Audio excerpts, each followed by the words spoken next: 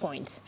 Now, President Uhuru Kenyatta has been smirting from Jubilee Party's loss in the Juja and Bonchari parliamentary by-elections barely days after collapse of the Building Bridges initiative at the High Court.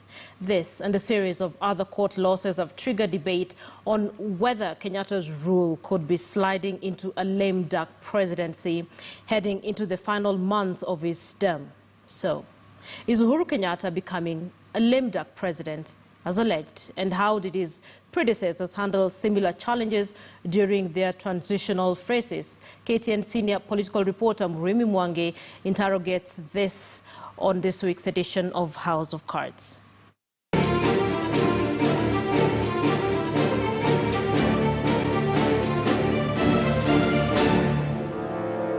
Pushed to the wall to deal with the so-called rebels within his government and affirm his authority, President Uhuru Kenyatta has been a man under immense pressure.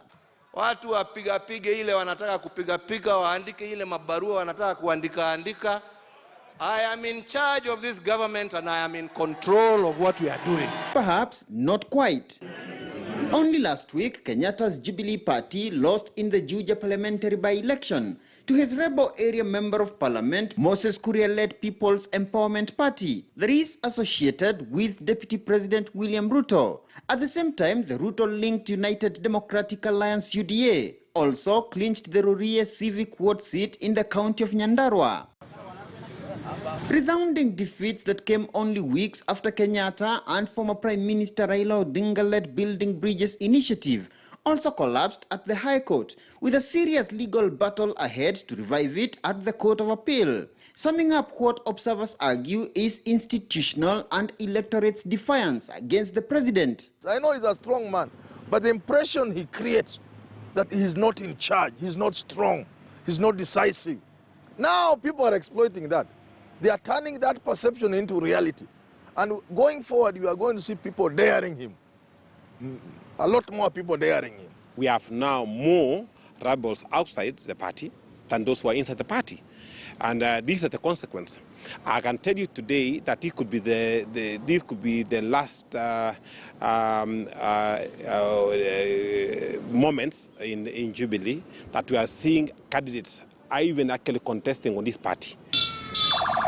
There are attempts to prop up alternative leadership in the Mount Kenya region, best illustrated by the weekend coronation of National Assembly Speaker Justin Muturi as the region's spokesperson.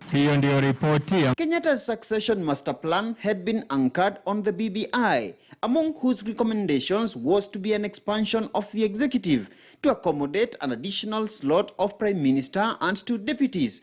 A recent declaration that the BBI referendum push was unconstitutional, now sending back to the drawing board Kenyatta's strategists. Asante. But could it also be a case of weakness among Kenyatta's core advisors? The buck really stops with the boss. So to blame the people around the president, in my view, would be escapist and not be able to address. I think it's just that the president needs to be more keen on what essentially he wants done. He has lost that connection with Raila, which he needs most.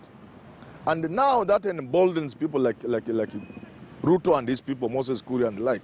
So they are going to hit at Uhuru much more in the coming days. You see it. That feeling that he's not quite in charge. Yet Kenyatta's predicament is not new. His political mentor, the late Daniel Arap Moi, encountered a similar rebellion when he endorsed a 41-year-old Uhuru Kenyatta as his preferred successor.